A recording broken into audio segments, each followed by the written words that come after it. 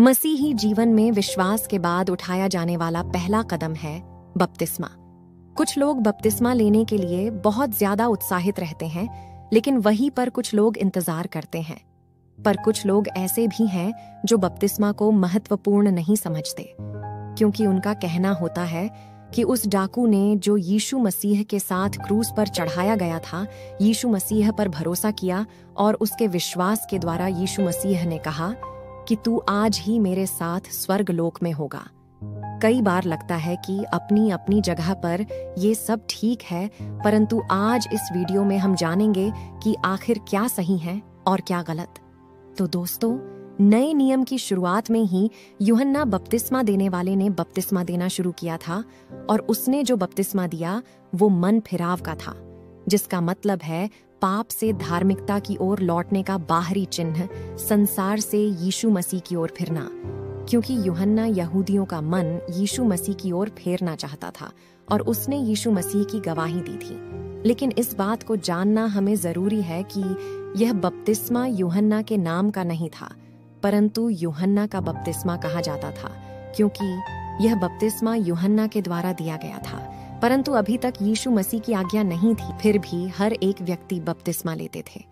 परंतु कुछ लोगों ने बपतिस्मा का इनकार किया और परमेश्वर की इच्छा का अस्वीकार किया, क्योंकि यह परमेश्वर की आज्ञा तो नहीं थी, परंतु परमेश्वर की इच्छा थी।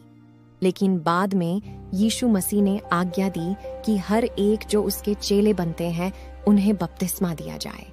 यह बपतिस्मा यूहन्ना के बपतिस्मा से अलग था, क्योंकि यह बपतिस्मा नाम से लिया जाना जरूरी था।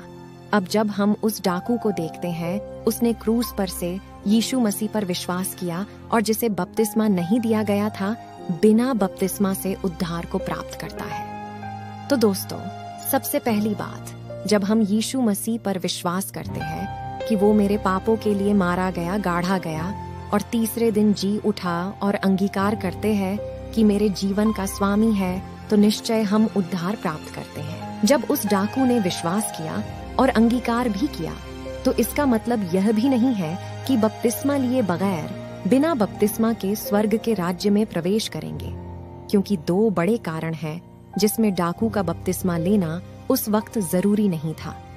पहला कारण, वो ऐसी दशा में था जिसमें बपतिस्मा ले नहीं सकता था, क्योंकि वो क्रूस पर था।